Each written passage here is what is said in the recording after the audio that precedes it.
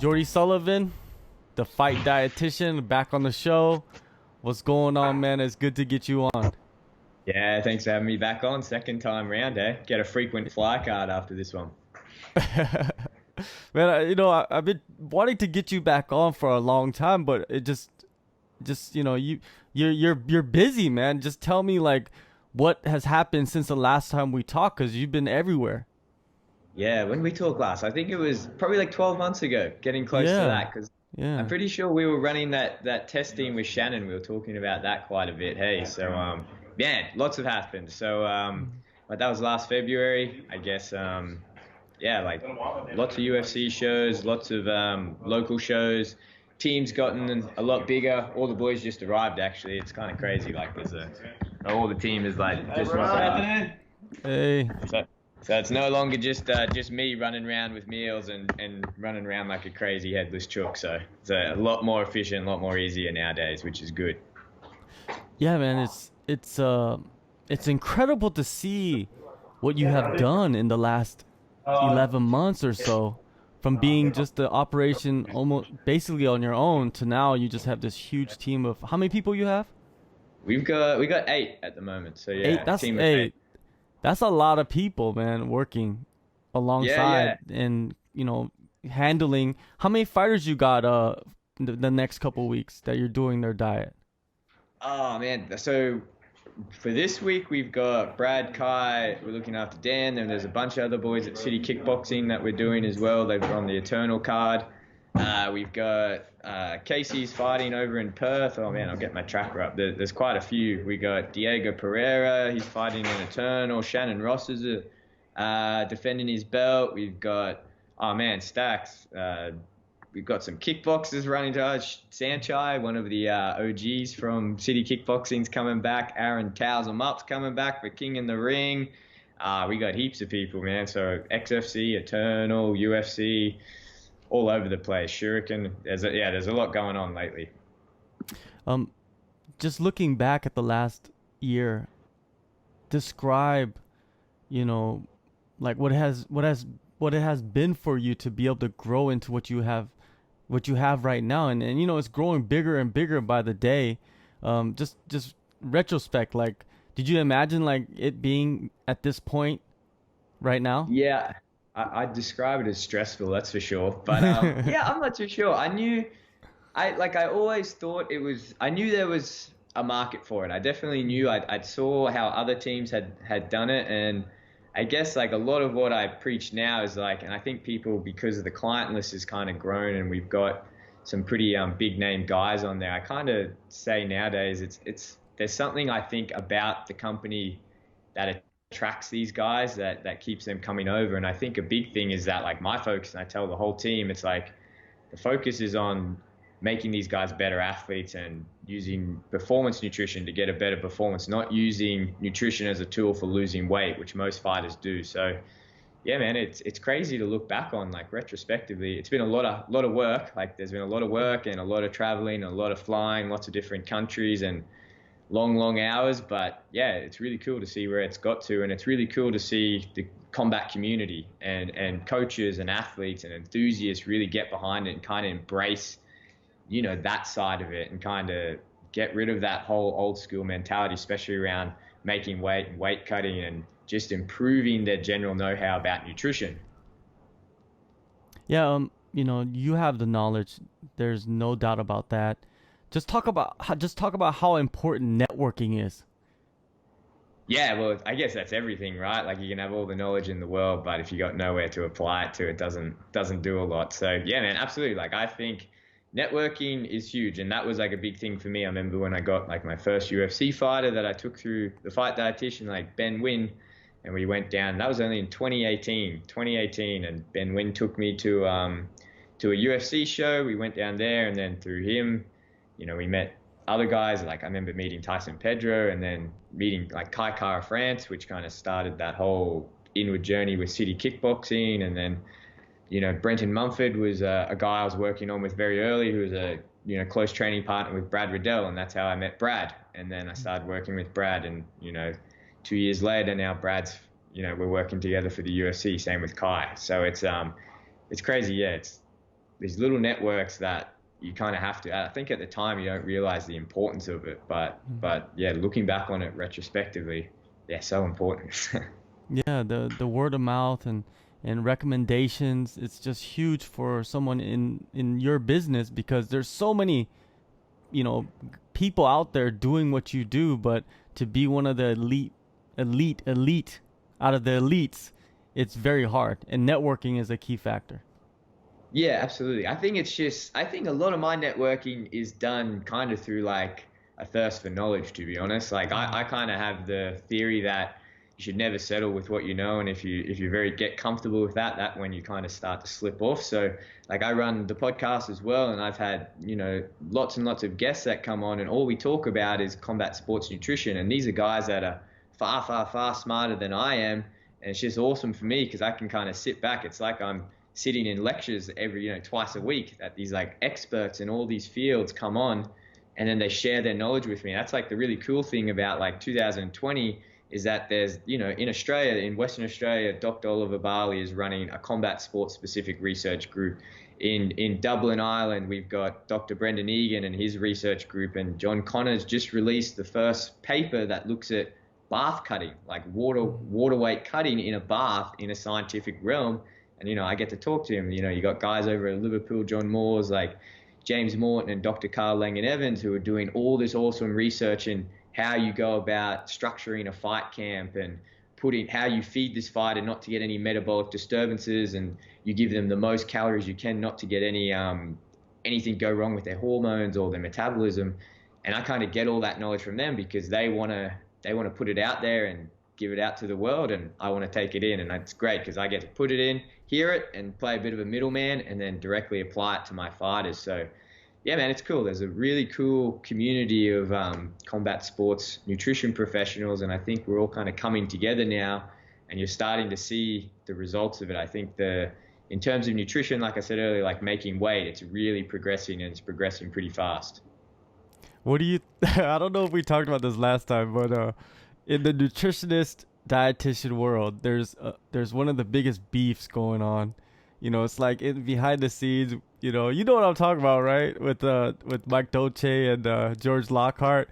You ever watch some of those Yeah. videos, like when I they're saw talking? Mostly yeah, Dolce, I think. yeah, I know Mike, like, yeah, he gets, I don't, to be honest, man, like, I kind of put my blinkers on with this. This is like a Mhm. rule, and everyone in the team, I kind of say, like, with, like, there, like you said, there's lots of guys going on, lots of different opinions. Like, just put your blinkers on. Like, I don't follow any of those guys on social media. It's just like, focus on our work and do what we do. But I have seen that someone has shown me where Mike was, like, calling out George, and I don't know, bro. Like they're both kind of beastie, hey. Like I don't Yeah. know. That would be. I think Mike was saying that he like wanted to duke it out with him, but like I don't know. George is a big guy, bro, and like I don't know. Dolce is pretty big. That'd be interesting. I don't know if it ever came to fruition, but yeah, that was pretty funny, hey. Yeah, because you know you basically will run into these guys at UFCs and other guys that are doing diets for other fighters, and the best scenario is for you to be able to meet with them and talk with them and like you said, share the knowledge and expand and benefit the fighters. At the end of the day, it's about the fighters. It's not about, you know, like who's bigger and who's more famous than the next person. Yeah, absolutely, man. And it's like at the end of the day, like you are running a business, but I think especially when you're talking about like nutrition and weight training, a lot of people kind of see this and they think, oh, it's just this like easy process, but it's not. Like there's a lot that goes into it, and like there's a big gap I find at the moment from like the research that's very new that's getting put out and then translating that into practice.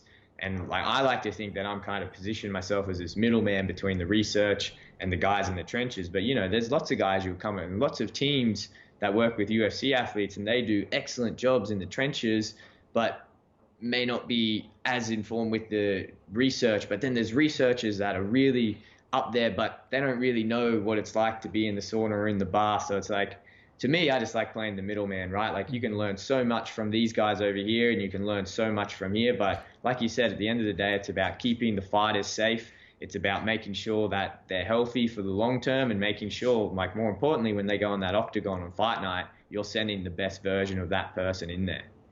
All right, let's get into some of the fighters that you've been working with. The last one that I know of is Justin Taffer. He's Yeah. done 2 camps with you, right? Three camps now. Three Three camps camps. now. Okay, okay. Yeah. Before he went to the UFC, he actually worked Yeah, with you. yeah, And yeah. talk about his diet and as a heavyweight, because most people think heavyweights. What diet do they need? They're 265. They just eat and then they train. But I'm pretty sure there's something to go. There's something about it, like what you have to feed them during camp, during fight week. It's particularly for Justin. What adjustments have you made for him? Because in his last performance, man, he just looked like he was just light on his feet. He was sharp, yeah. Yeah, Taffer is amazing, bro. He is one of the most athletic heavyweights that I've ever seen. It's funny, way back when me and Justin actually used to train at the same gym in like the north side of Brisbane. It was like, yeah, it's funny, and then it's all come full circle. But Taffer, man, he eats like a lot, and the focus like on heavyweights. Yeah, we cut a little bit of weight, but 10% of body weight for a heavyweight isn't that hard to lose. So it's like comes off very easy. What I kind of focus on with them is not really that weight descent. It's recovery and performance around their training. So you think about it, they're quite a lot heavier. That's a lot more load and pressure going through their joints. And like two big boys wrestling, like there's going to be more internal damage than the two smaller guys going at it. So it's really focusing on that recovery outside training. So making sure before training they're getting the right fuel to fuel that particular training session. Afterwards, they're getting in there, replacing those carbohydrates and those proteins. Like Justin spends half his camp at Tiger Muay Thai, where it's like very, very intense, and he gets a lot of good wrestling in, but it's a very intense type environment. You really got to fuel that properly and focus on that recovery. And outside of that, you're also looking at like what their water intake, are they rehydrating properly? Is he getting enough sleep? Like what's his stress levels doing? Even having like access to those foods, and he's really good about it. And yeah, and then he spends the last bit of his camp at City Kickboxing, which is one of the most high volume based gyms in the world, and like they obviously have world class, the best in the world sparring partners, training partners that you can have. So yeah, Justin's fueling strategy is really focused on each training session and then making sure he's recovering from that as best as he can. The weight it's not that big of an issue. It's really about performance session by session. So the weather and the type of training that they're under, and the maybe even a particular martial art that they're training, it all affects the diet. Yeah, Thailand's a great example for the weather because it's so hot and humid. And you see this as guys, we do what's called like a sodium sweat test, where they pretty much get in a room and they just pedal on a bike. A scientist like swabs them, and you can see how much sodium they lose. And some guys are real sodium sweaters, and some guys aren't. And like especially at places at like Tiger Muay Thai, not only are you losing a lot of fluid, you're losing a lot of salt with that. And the thing is, if you just put water back in, it's not that ideal because you dilute the salt that you already have in your body. So you've got to be putting those electrolytes back in. So when he's over in Tiger, we're making sure that we're refueling and putting those electrolytes in during those longer sessions. A big wrestling session at Tiger Muay Thai is, very different to like if they're doing their recovery session or like their Saturday conditioning is pretty intense. So you've really got to dial in those numbers and, using things like heart rate monitors and assessing RPE throughout, and even how he's feeling throughout those sessions. Like, did that sit well in your gut? Like, can you do that? Can we possibly push it to the limit and get a bit more? Like, did that water sit well when you got through? Can you handle that electrolyte? Like, it seems kind of over the top when you talk about it out loud, but for these guys, it's so intense and it's so volume based. You've got to make sure every session that they're improving just that little bit, and nutrition plays such a huge role in that. So making sure you're on top of it constantly in communication is really important. Yeah, they're professional athletes. You have to do everything that other sports are doing, and I think that the nutrition aspect is kind of like the last part that every fighter's adding to their arsenal, I guess, or adding to their regimen.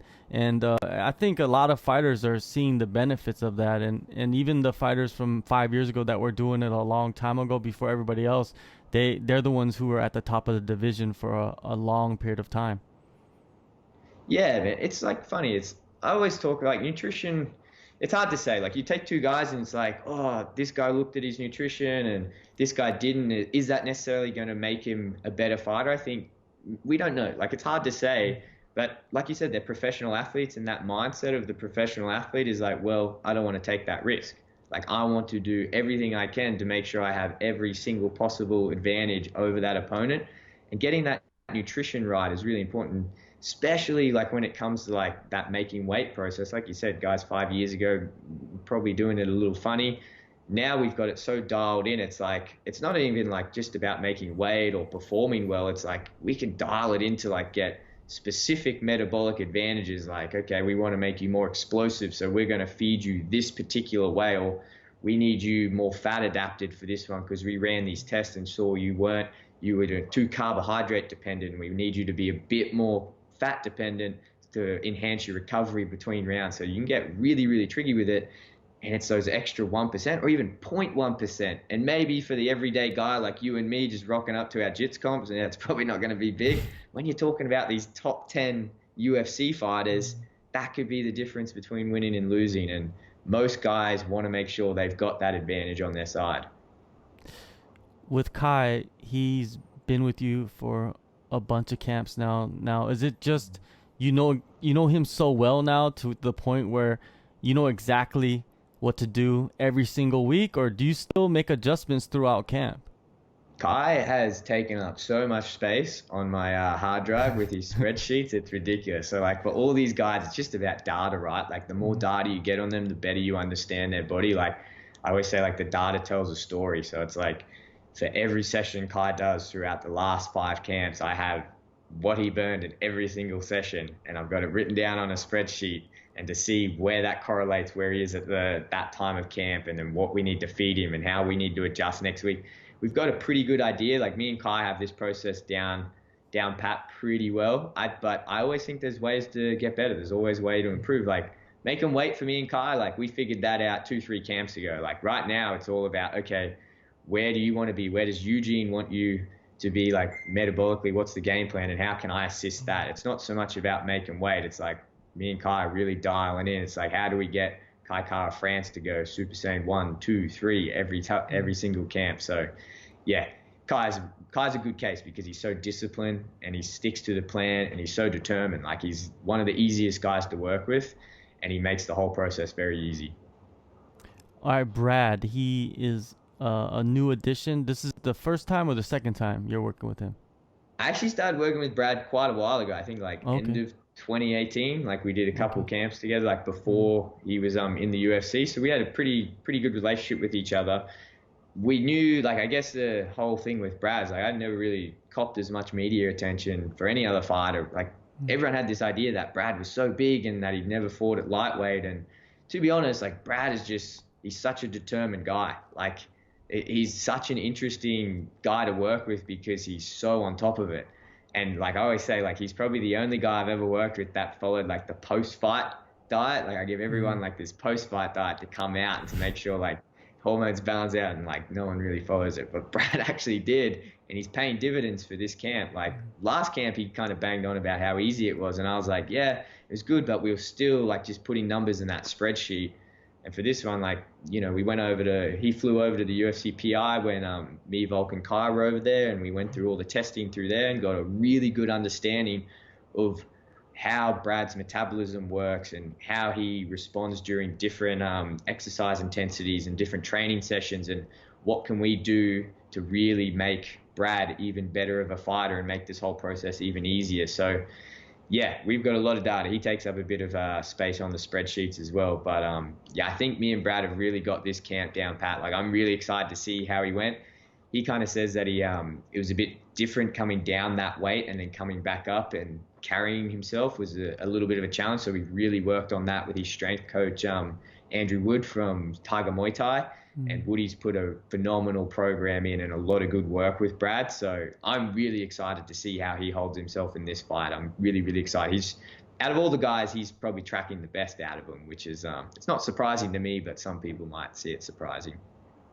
Do you think he's more powerful and hitting harder? Is that something that can be the result of what you and the strength coach is doing right now?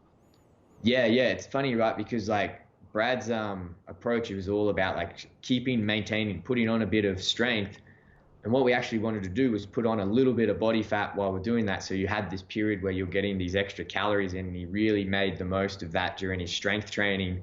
And that's kind of paid dividends when we've come down.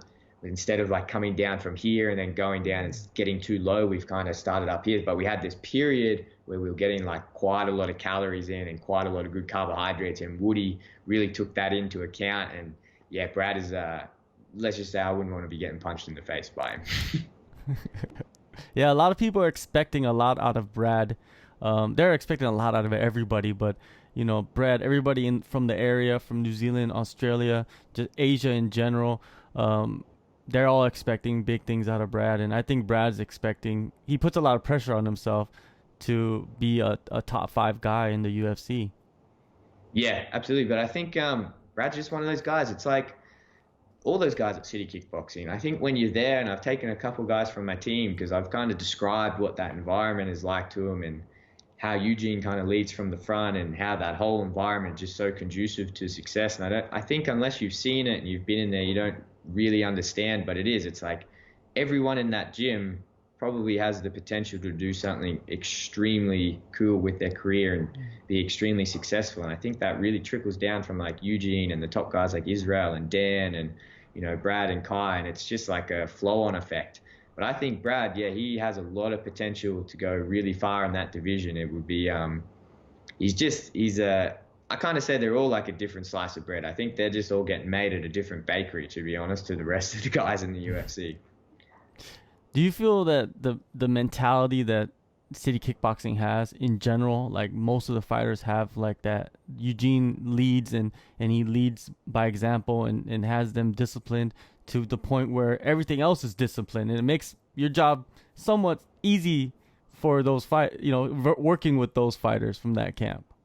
Oh yeah, absolutely. Like I think like they're all disciplined. Don't get me wrong. I think it's just there's a lot of things about them. Like I think that through their training, and if you can hack it at City Kickboxing and keep up with the volume of training and the intensity of that training, I think you're probably in that top 1% of fighters anyway. I think a lot of people go through the doors and get a couple weeks in there and think, oh wow, like this is a bit too much. But to be honest, like, and obviously I'm kind of biased. I have a lot to do with City Kickboxing, but I've seen lots of other gyms around the world, and it's a special place. Like the way Eugene runs that ship is very, very special. And like, it makes my job very easy because the way they train, whether Eugene realize it or not, like whether he's doing it, like physiologically, the way he trains those guys is almost like perfect to a T, how you should be training an elite combat athlete. So it makes my job when I'm trying to fuel them as elite combat athletes very, very easy. So yeah, it's a very, very interesting place, but yeah, very, very powerful environment to be in. Another guy you're working with, and in the same division, lightweight, but a totally different body type, is Dan Hooker. Dan is long, tall, lean. Like, explain working with him and like the type of adjustments you had to make for his diet. Yeah, so Dan like is super good with his diet. Like Dan doesn't really cut a lot of weight. He's kind of like when I talk to people about making weight, like I'm doing like some seminars at the moment, and Dan's like the pin-up boy of how you should make weight, and he does it really well. Like I only really jump in at fight week for Dan and just make sure that this lasts a little bit because he's all over it. Like, and he's a professional about it. He's lean all year round too. He doesn't really blow up too much, and he's always in good shape. And like we get all the boys to do scanning every week, like body composition scan, and when Dan sends me through, it's like, wow, man, this guy is like such a professional. It's like where he is like he's always ahead of schedule, and he's always kind of at that peak performance body composition that we would like. So when it comes time to fight camp, he just makes a couple of switches on his own, and then I kind of just help him out during fight week. And even that process, Dan is really efficient to work with. But yeah, like you said, his body type is just he's an animal, to be honest. But he just gets that weight down, but there's not a lot of sacrifices for him because he's so smart and so strategic, and he looks after himself all year round, that weight making process isn't really a big deal for him. So, and I think, it's paying dividends. Like he's on a bit of a stretch. All right, without saying any names, because you've worked with a lot of people and we've talked about guys that are easy to work with, give me an episode of where a guy was very difficult to work with, and a story without no names. Oh man, they're difficult to work. I've definitely had guys that are like lots of people. So I do like the way I structure it right is like there's certain knowns within like the human body, and you can make pretty good estimates. Like you get all this data. It's like I give all my guys like weight trackers. It's like theoretically, like by this time, by eating this much with that training, you should be hitting these numbers. And then actually, as I'm saying this, I've got the story I want to tell you. Like you hit these numbers, right? And then like by fight week, there's like, I have a set rule that you have to be a certain percent out, or it's like, it's a no-go. Like I'm just not, I'm calling the promoter, I'm cutting it off. I was working with this one guy, and he was, I think it was his pro day. Oh, he had a few pro fights actually for a local card. And every week I'd message him every week. Hey man, like what's going on? Like, bang, give him a call, get on the phone with him. Yeah, it's all going well. Like training's great. I knew a couple of his training partners as well. So I'd like check in with them, be like, how's he going? Like talk to his coach. He was going really well. Tell me these numbers. And I was like, man, this guy's like really killing. I was like, man, like let me know. Keep anything you need. Like let me know. Otherwise you're smashing it. These numbers are going great. I remember we were making weight with a couple of guys. I had 2 guys to do in the morning, had a bath to do. I jumped in the sauna with another guy. Weigh-ins for this particular show were at about 6 p.m. and I got to this guy about 2 p.m. in the afternoon. So we had a fair bit of time, but I had just done 2, not big weight cuts, but like you're in a sauna, you're sweating, like I wasn't feeling 100. Went in this place and I was like, hey man, like let's get started. He was already in there. I was like, hey bro, let's just check your weight really quick. And I remember him coming out and stepping on the scale. This was like, so he had a number to reach at fight week, and then I had a number that he had to reach the day of the fight. And every single day he was telling me he was hitting the right numbers. When we got into this day, before he was like, as we were starting this final weight descent, he was the number he was meant to be fight week. And then I found out like every single week before he was like 4 or 5 kilos heavier than what he was. He's like, oh man, I just thought it was going to come off. And I've never seen, like, it was horrible. Funny enough, I found a photo because I saw him like when he was he went on the bike and did all this stuff. And I ended up just calling the promoter and I was like, hey man, like I'm calling it. I'm bringing this guy in. Like you need to sit down and have a chat there. I think he ended up missing weight by 5 kilos, but he was like, all in total, he told me he was 6 kilos lighter than what he was. And his plan was to like cut it before I got there. So he went to the sauna a little earlier to cut the weight. So before I'd got there, he'd like cut 4 kilos or something like that. And I was like, man, what the heck?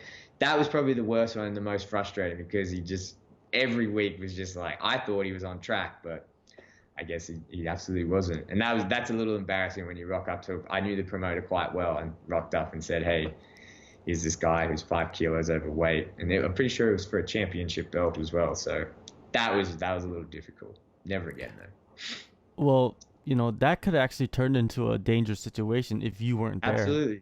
Because Absolutely. he would have just went on and cut everything, and that could have had some grave consequences.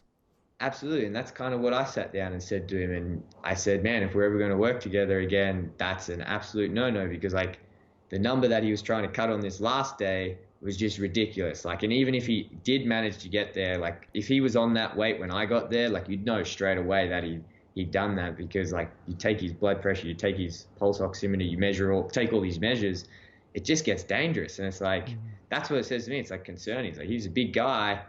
And it's like, we're in a commercial gym setting. And it's like, man, that's just ridiculous. Like we set these numbers and we set these parameters for a reason. It's like, we have to keep you safe. Like that's always my first priority. It's like, I'm a trained health professional. Like first rule of the company is short and long-term health of your client. Performance comes second. So it's like, yeah, that was as frustrating as it was, as annoying as it was a really good learning curve for me as a practitioner, and the way I dealt with guys and the way that I check in. Now I make them send me photos of scales to make sure that they're not mine. But that was an interesting one. Definitely. Now, after this week, you have a couple fighters on the local scene in New Zealand and Australia. What else do you have in the works? Are you doing a lot more seminars around Australia? Are you going to make some visits to other locations around the world? What is the plan for the next maybe 6 months or so? Next 6 months. At the moment, we're doing our New Zealand seminar tour, which is really cool. It's been we've been getting a lot of good feedback and a lot of gyms jumping in on that, which is cool. So the whole idea behind that is that New Zealand has given me so much in opportunity for my career, and I feel I came to New Zealand something like 8 times last year or something, and I just hang out in this little bubble, and this little tiny bubble in Auckland, and I don't really get to see too much of it. But what I envisioned with this was going around and spreading this information to all parts of New Zealand, because New Zealand as a whole, as a country, is leading the way in combat sports, and there's a lot of guys who are doing a lot of big things, not just in this little bubble in Auckland. So I thought, what better way to go out and actually see the country, the beautiful countryside, and then get to educate guys. So a lot of guys have jumped on. We did a couple up on the North Shore. We're doing a couple around Auckland, and then we're heading down south and doing all of that. I want to run the exact same thing in Australia. There's been a lot of interest. I want to do a big trip from East Coast down across the bottom and then back up. And